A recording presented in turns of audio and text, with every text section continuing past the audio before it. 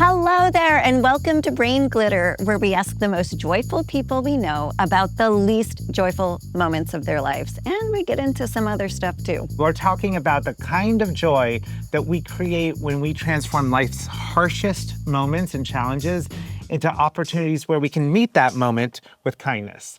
So today we're talking with somebody who faced two unexpected and terrifying diagnoses with cancer and actually created something really incredible in their wake. So our hope is that our guest story and her very real, very badass energy will inspire you. We are so excited to welcome our guest, Deb Belfatto. She is a longtime women's health advocate and community builder. And we pulled her into the studio to talk about her a really, truly fabulous life, as well as creating a movement, boobs, titties, tatas, onkies, and how right in the middle of fear and uncertainty, she found joy for herself and created it for others. She sure did. Let's get into it, boobs and all.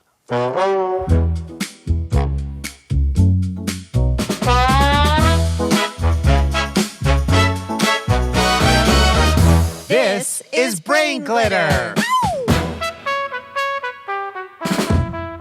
Hi, how are you doing? I'm good. How are you? Very good. You know, I think the hardest part about doing this and learning is that when I see you, when we walk in the studio, I just want to tell you everything that I'm thinking. And it's been hard not to be like, I'll talk to you in a little bit. Oh, you have to save it for the pod. Save it for the pod. Save it for the pod. So, but I'll get used to it. I'll get used to it. Well, here we are. We're on the pod now. And we love to start each episode by playing a little game that we like to call Confetti Regretti. Yeah, I think we got it perfectly. Wait, Confetti and Regretti. Which is where we give something within the last few weeks, that's something that made us happy and maybe something that we look back on a little, not so happy. Yeah. I'm going to start. Okay. My confetti is that my 6-year-old daughter, Scout, wrote a book. And it got all of this attention. The Kelly Clarkson show reached out, and the Today Show reached out, and People Magazine wrote an article about her. And I'm so proud of my little 6-year-old, my kindergartner, writing a book. Yeah. Yeah, you want to tell everybody what it was titled? Yeah, that's my regretti. My regretti is that the title of this book is The Kid Who Drank Wine. Oh, yeah. Oh, yeah. I've taught my kid a lot of things. And her big takeaway is, Mommy loves wine. Let's hear yours. Oh, my confetti regretti? Okay, so my confetti is, so I ran out of time getting from Charleston to New York City this time. Didn't get to go to get my hair cut with my wonderful Susan, who has cut my hair for 10 years beautifully. And so I had to go somewhere here in New York last night. And I went to fellow barber, which was lovely. And my confetti is that I had the full heated rivalry experience at fellow barber because my barber was a 5'10" blonde Russian, full tattoo. And the whole time he talked to me, I couldn't ask enough questions. I didn't care what my hair looked like at the end because it was the hottest haircut of my life. So when you said you have to go back to this barber... it had nothing... I asked you, I was like, is my haircut good? Because I just wanted to make sure that I could go back with, even if it wasn't good, Bethany, I would go back. Wow. Well, he talks to you like this, and he's just very, when he talks to you about your haircut, do you like it shorter or do you like it longer? Oh. Yeah. Or harder. Exactly. Yeah, okay. Yeah, the whole thing. So we'll both get our hair cut. Yeah, it was a nice moment between us. What's your confetti and regretti? Yes. Post it. Send it to us. Let us know. Okay, and now it is time to bring in our lovely guest. Yes, let's do it. We are very excited to have Deb Belfatto, who is the founder of Let's Talk Women's Health and Wellness. She is feisty, she is funny, she is oh so fashionable. And we are so, so lucky to have Deb here at Brain Glitter. Welcome to the show. I'm so lucky to be here, and I'm so excited. I'm overjoyed. I mean, come on. how did this happen that I got so lucky to be here with the two of you? That, truly, with all my heart, thank you for thanks. giving me this Yeah. opportunity. Let's do it. One of the things we ask our guests is to give us a few songs to play as a little warm-up, which we just got to do a little sing-along. And your two songs were Unstoppable by Sia and My Favorite Things. I mean, unbelievable choices. Yeah. Yeah. You just gotta feel it. You gotta feel it, you gotta believe it, you gotta live it, right? Absolutely. Carol Burnett was just on an interview and she said that, she and Julie Andrews were friends. And while figures. she was, yeah, right, of course. Can you imagine your best friend being Julie Andrews or Carol Burnett? And she said that while they were filming, Julie would send her dirty versions of the lyrics of My Favorite Things while they were filming. Wouldn't That's you love, even better. Wouldn't you love to have that That's version? even better. That is. I want to dirty My Favorite Things. That makes me so. Should we make it? should we Should do we that make now? up our own version? Girls in no dresses with. Oh, Right? she's so good at it. Just like that. Just like that, you were already undressing people. Wow. Deb, we love to start with a little warm-up. It's called. Spill the glitter! All right, now here we go. Are you ready? I will always say yes to. A glass of champagne. Perfect. I will always make time for. Great people. Good one. The older I get, the less I care about. What'd I say? Oh, that's perfect for a podcast. We're going to get that tea today, people. The advice I give but don't always follow is. Learn to say no. I don't do that well. I think this is my Achilles heel. so hard. I have lifelong FOMO and I love people. So saying no is almost impossible for me. What do you do? How do you fight it? I just say yes. I don't know. It's so hard. I don't want to miss out and I don't want to let someone down. I really don't, because I sense that they need that moment. Yeah. Whether it's with me or without me, they need it. So why do you think it's important then to say no? Oh, because you gotta love yourself a little bit more and give yourself a little time and a little grace and a little break and, but I don't want to miss out, because when you faced your mortality twice, every day you're like, I gotta make the most of it. I gotta squeeze it till I can't squeeze it anymore. It's a thing. It's real. How about, do you hate storage spaces? No, I don't hate I them. hate You storage like them? spaces. I think they're just one of the worst things. Yeah, I mean, I've only had one when I lived here. But One? But I love a basement. So I need to hear what you're gonna say. Okay. I only say this because my husband has to bribe me to go to the storage space. It's bad. And I get attached to people. I don't get attached really to stuff, but the stuff that matters to me is every card that's ever been sent to me, every note that's ever been written to me. I'm a little bit nuts about handwritten notes. Love a good handwritten note. It means you really care. You really care. So I have bins in the storage space, and we're moving these bins around. He's like, when can we get rid of these? And I'm like, never. Never. You're going to scatter them about at my celebration. And he's like, well, how do you know I'm going to be there? But we really don't know, do we? we don't. We don't know what tomorrow's going to bring. So let's squeeze out today. I love a storage unit and a basement and all that, only because I have such a terrible memory that I need objects to remember things. I need photographs. And if I see something like a toy or a thing, my memory is so much stronger with that. And so I keep all birthday cards. It was just my birthday, and I have all my mom's and parents' birthday cards and all that stuff. I'm going to sound so insensitive, but I am my mother's daughter. Throw it out. You don't. I don't hold on to any of that stuff. Even of your kids? I hold on to some of my kids' stuff. My mom is one of she's my BFF, but she's like, it's either garbage in your house or garbage in a landfill. She's like, Wow, that's harsh. That is harsh. I want you to start sending your kids harsh. Do you things know to what- me. I will keep your kids' stuff. okay. You know what my mom says I'll to me? take the rest. She said Definitely. she said everything that matters from her life, she's in perfect health. Everything that matters is under my bed. Throw the rest out. Wow. That's crazy. Okay. Well, for all those listening, I just scooted closer to Deb. All right. Thank you for playing Spill the glitter. This is fun. Isn't this wild? Much fun. We're having Wild. Deb, I have the pleasure of knowing you and being friends with you, but for those listening who don't know who you are, who the heck are you?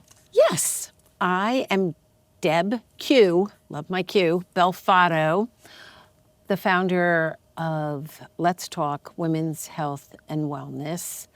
It is an organization. It's a movement. We want to be that go-to organization that women can count on and help them become their best self-advocates, to take the very best care of themselves. And I am lucky to be a 2-time survivor and thriver of breast cancer. And here I am to tell the story. And also, I just want to add, Deb loves titties. So much. I mean, they're not mine, but they serve their purpose now. Okay.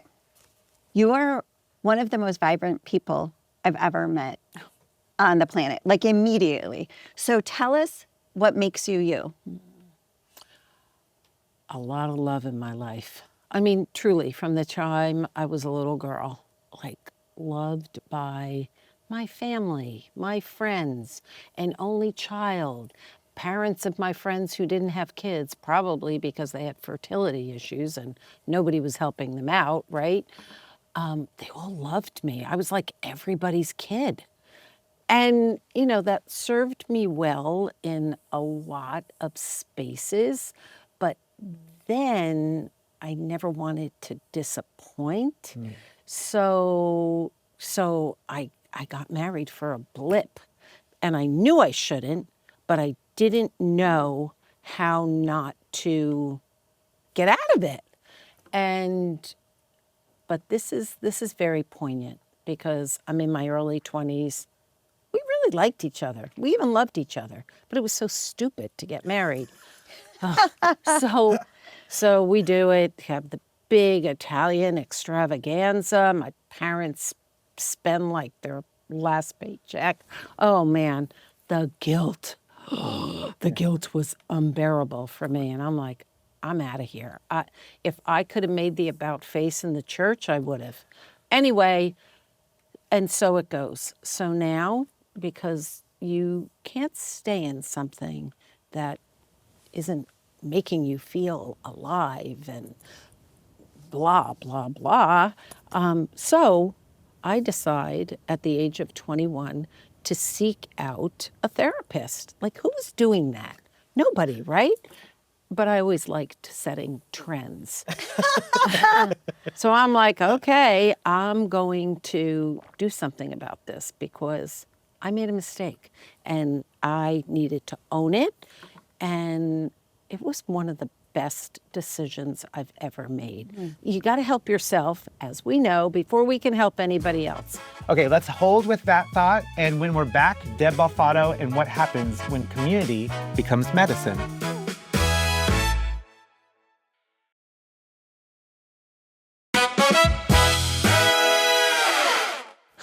Deb, Yay. I don't know how to say it. You've had cancer twice. Right? Tell us about it. Tell us about Cuckoo. cuckoo. Tell us about the Right. first time. Tell us about the second Yeah. time. Yeah, so first time, life was pretty great. You know, I had this adorable 2.5-year-old, Lindsay. I have an awesome husband, second time around. Dry run, you know, you figure it out. And awesome, like such a good guy. You guys are so cute together, by the way. We'd been told. When I met your husband, you guys were so affectionate with each other that I thought he was your boyfriend. Cute. We're kind of like that. Yeah. We're kind of like that. Okay, back to cancer. So, back to you. How so old are you? here we go. So now I'm 33. Okay. And we decide we're going to take a trip. So I take 2.5-year-olds with me to try in a bathing suit. Stupid. And I'm like, this isn't working. Let's go home. I'm going to try this on in my closet. Pull the strap over my right breast. And I'm like, oh, that was never there before. And this was 1988. So, you weren't hearing, do a breast self-exam every day. You weren't seeing pink ribbons everywhere every day. So I'm like, oh, that's weird. Mm-hmm. And went to my very cavalier gynecologist who he declared that I was too young to have breast cancer.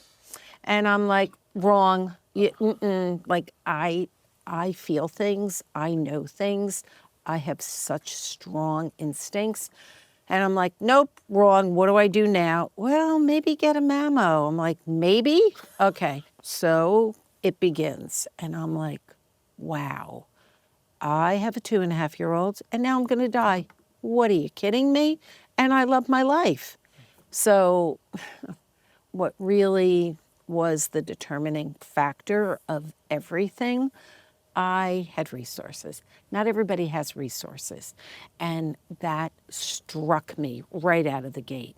And I knew that if I was going to survive, I was going to be one of the lucky ones. Mm. And there were so many unlucky women then that were diagnosed late, that were in an underserved community, being misinformed, misled. And I'm like, oh God, here we go. So yes, my care was extraordinary. I was treated at University of Pennsylvania by the A-team. It was a multidisciplinary approach. Nobody even knew what that word was in 1988, but lucky me, it saved my life. Mm. So that's in your 30s. You call it the dark 30s ages. into 40s. Right? And so 30s into 40s. Then later, talk to us about your happened in your 70s. Okay, wowee. So, we're all in this pandemic, in this dark cloud, and we're all like, is the world coming to an end? So I'm going down to UPenn faithfully every year for my annual, because my first surgery was a lumpectomy, so I still had boobs. Okay. I had a partial boob, and it was all saggy then, and it was not pretty. So bathing suits changed, or you just? So I go down for my annual. It's the worst, the coldest day. The train is late. Like everything was on tilt. My favorite spot, the White Dog Cafe, where I would go after my checkup and after seeing my crush of an oncologist. Of course, it was closed, and I always go there, have a glass of champagne, and toast myself like, up another year. Awesome. Well, this year, nope, it was closed. There was no champagne. And I always did this alone because it was kind of my day. And so I get back. Joe B., my husband, picks me up in Newark. And he's like Mr. Perpetually Positive. So he's like, so all good? And I'm like, nope. And he goes, well, what do you mean? I go, I don't know. Something was off today. Next morning, I get that fateful call, like, you need to come back. And like the first time, I knew it. But we're talking 35 years later. Wow. So, and this wasn't a reoccurrence, and every woman, every person, everybody needs to know that this wasn't a reoccurrence. So, can you tell me what that means? Sorry. Oh, that would have meant that your original diagnosis came back. Okay. Nope, this was brand new. Something totally different. She showed up just for you. Yeah. Just for me. Thank you. And I got 2 tumors this time instead of 1. Right. So I'm like, and now I know a lot more than I knew in 1988, like way too much. But again, what I had was resources. Now I knew every great doc in the metropolitan area. Here I am, lucky duck, me again. And guess what? I lived, because here we are. Here we are. Sure. And Champagne. as I'm... Cheers. Cheers. Cheers. Cheers Here, to here. Deb. Wow, right? my path to purpose. This cancer, I'm recovering.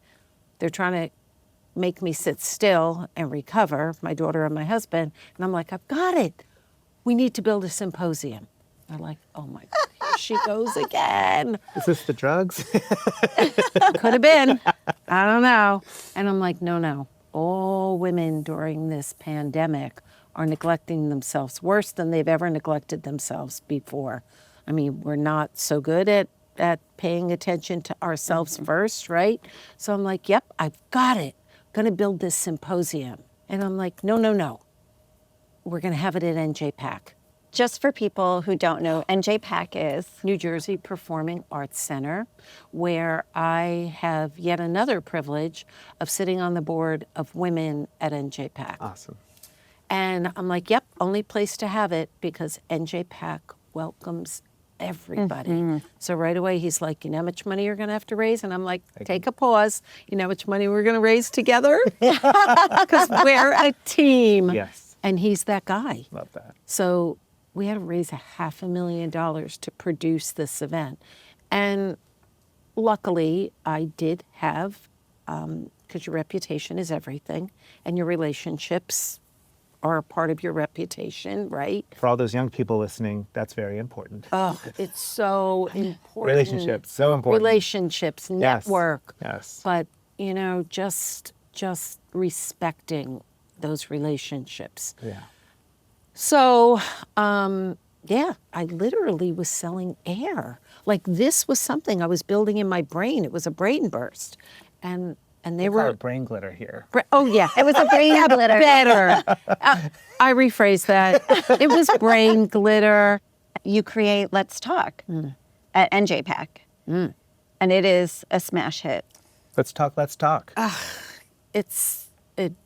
I kind of get emotional because people like heard me and they realized that this needed to happen. So now we build this. We have volunteers. We build a brand. We build the boobs. We just and now we're like. To be clear, she's talking about a logo. Oh yeah. Oh, thank you for No problem. clarity. Clarity helps. And we did.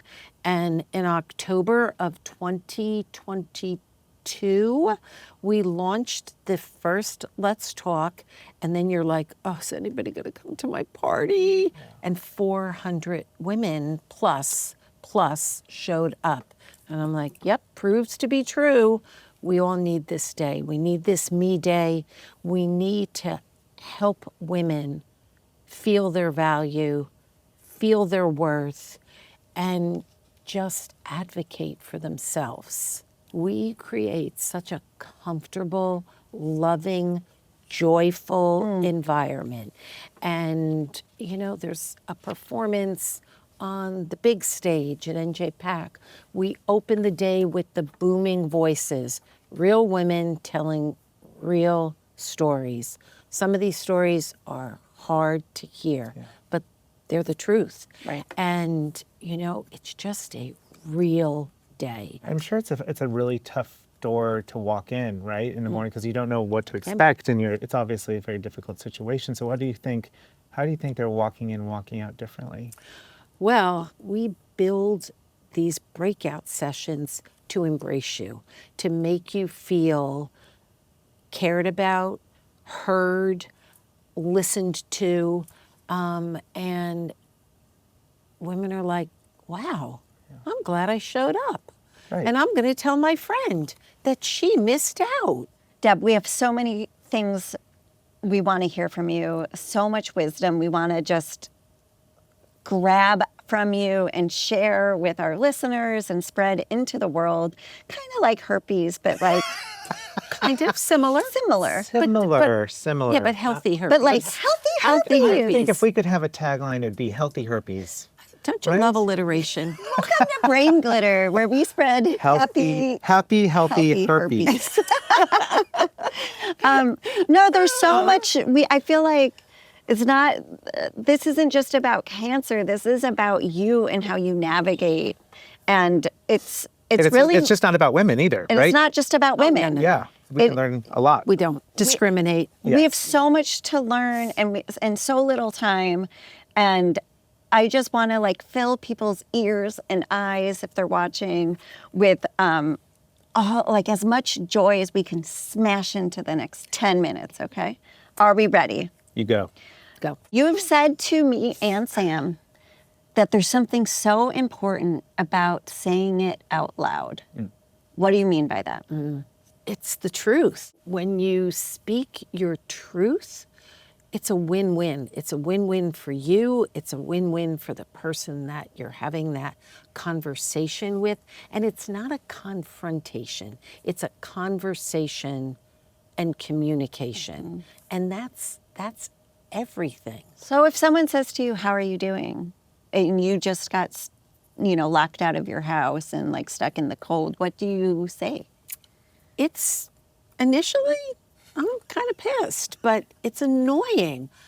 But my daughter will tell you she'll figure out a way to turn that around and say, oh, well, the windows needed to be cleaned and, whatever. But honestly, like the power of positivity and just pulling the positive, it works. And some days, and for some people, it's harder than others. A lot of it is about capacity, too.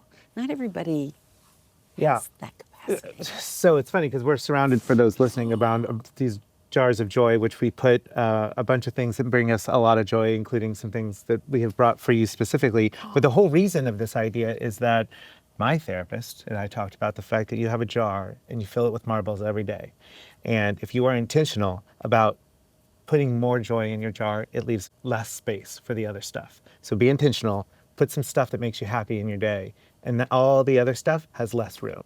And I think that's such a nice way to frame positivity. It's not that you're not going to have bad stuff happen. It's just that you're trying to have a little bit more joy to speak of by the You're end of the better day. prepared. Yeah. And you have a good doctor. Yeah, I do have a really good. You do. Trust me.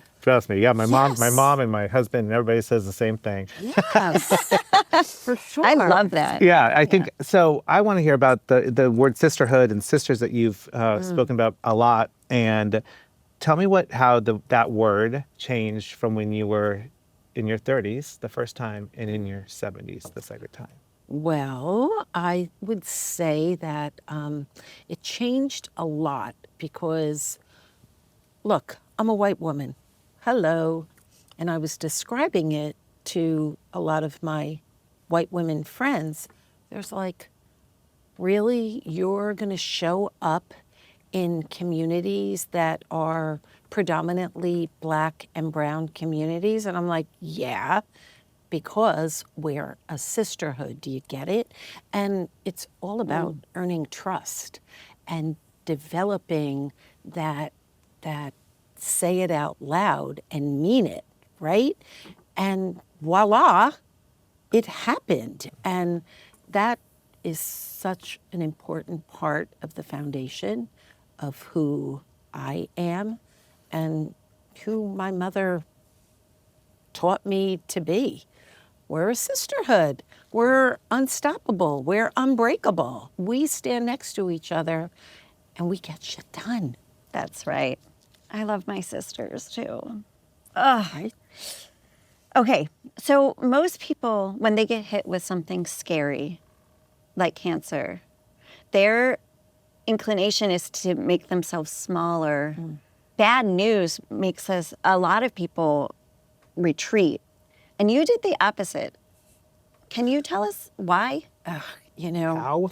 Well, so I think it was a little bit of defiance because truly, it was unusual in 1988 to see a 33-year-old woman diagnosed with breast cancer.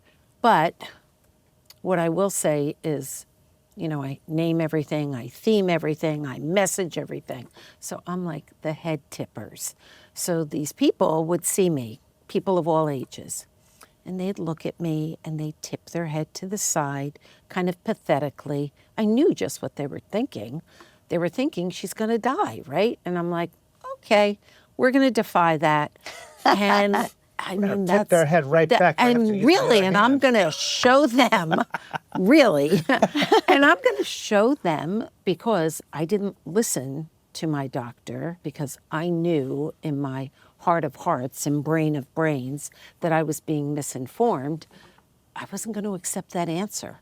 And when you feel that sense of doubt or conflict, like push through it, like think about it. You know, I secretly love when people doubt me. I like kind of get off on it. Like, I'm like, oh, you don't think I'm capable of doing this? Oh, watch me. Watch me. You don't believe me? Watch me. Watch me, I love that. I do, yeah. right? And I think you have that fire and like feistiness in you that is like, I dare you to underestimate me. All right, we're going to go back to finishing a sentence that we didn't ask before. Ready? You are not alone if. If you let yourself feel the love, and there's lots of love out there, but you got to let it in. You have to just invite that. There's so many people that care, that give them a chance. And it shows strength, by the way, to let someone come in and be that person for you. It shows a lot of strength. So let them in. Thank you.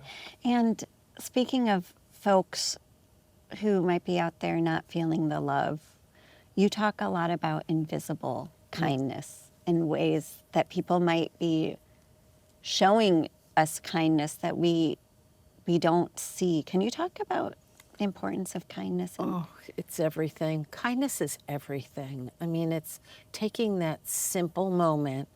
I mean, the other night, of course, I'm in the bathroom with my 5.5-year-old Rocco. And I'm like, you know what kindness is? We wipe down the sink after because the next person will feel better. It's like that person standing behind you. I'm really struck by that because I think it's really comforting for me as an individual to know that people are looking out for me in ways that I am unaware of. I think they're little angels just There are. watching out for us. Yeah. There are. So this has been so amazing, and we want to make sure that everyone listening can find you and find Let's Talk because it's such an amazing resource. Tell us where they can find you. So this is the tipping point. We empower women through education, and they can find us on our magnificent, it's the most beautiful website, Let's Talk Well Women.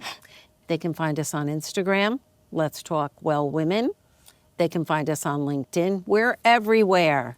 Great. So, yes. We'll put your cell phone in the Oh, dear.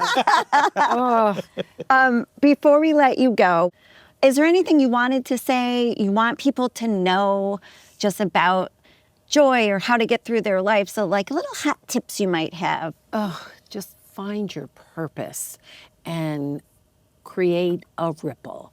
And that's like one of my latest isms is this ripple effect and what it can do and how it can just feed you. When you see that ripple effect touching other people and maybe just putting a smile on their face, come on, what's better than that? Right? Amen. Just good, better, best. Make and it you never better. know when that ripple, it could go to another person, another person, another person. 10 degrees, 100 degrees of separation from what you did. Such a good visual, right? It's a great visual. I know. And I think you've created quite the ripple in your life. Thank So thank you for that. Thank you so Quite the ripple with the nipple. ripple with the nipple. Love it on a nipple. Wow. You can take that. That's yours That's now. yours. Go ripple with a nipple. Nipple. Deb, thank you for coming all the way from New Jersey to New York City to sit and chat with us today. We could have this conversation for several more hours, but Let's go get some champagne. Cheers to that. Thank you. Oh, was a thank joy. you. before we go, we'd like to end this episode by spreading the joy. So we asked our guests to give a quick toast to someone, living or dead, who made their life brighter, lighter, and more joyful. Sometimes someone special just walks into your life. Someone with the face of an angel who radiates joy, whose unwavering spirit, even in the face of enormous challenges, just takes your breath away. That was my friend, Maria Fernandez Smith. From the very first moment, we shared an incredible instant synergy, our mutual lifelong love of ladybugs as enchanting creatures of good luck, the ritual and magic of afternoon tea, our fondness for baking, polka dots, and the good feeling that comes from making a difference in the world. We also shared breast cancer. In 2004, she walked through the doors of Komen, North Jersey's pink shuttered house in Summit to volunteer, already in an advanced stage of the disease. We lost her in 2009. The ladybug necklace I wear reminds me of how courageously she moved through the illness, always with positivity and grace, even in her darkest days, even up to the very end. Maria fought so hard to live, and through it all, she brought every ounce of her being into my life. There is never a day that I don't remember and treasure that. She wrote these beautiful words: Be true of heart and strong of spirit. Be giving of self, faithful to God. Love beyond measure, laugh out loud. Live for today and forever be proud. Thank you so much for listening to Brain Glitter. If you know someone who would enjoy this episode, please hit that little share button and pass it along. To learn more about our guests, you can sign up for our newsletter at brainglitter.com and follow us on all the socials at BrainGlitterPod. Brain Glitter is a production of Who Says Studios and Skeebop & Sons, created and hosted by Sam Griffin and Bethany Hall. We are so grateful for our little glitter factory, including Keith Haskel, Jordana Jason, Clare Kenny, Jenn Cambras, Paul Vitolins, Emily Fuller, and the brilliant team at Manhattan Neighborhood Networks. Our theme music was created by Cameron Myers. And special thanks to our husbands, parents, families, and friends, the unofficial and unpaid co-authors of everything we bring to the mic. We can't wait to welcome you back the next time you hit play. And remember, let curiosity pull you forward and joy find you wherever you are. I mean, this episode is over. This is over. Thank you so much for joining us, everybody, and we will see you next time. Can't wait.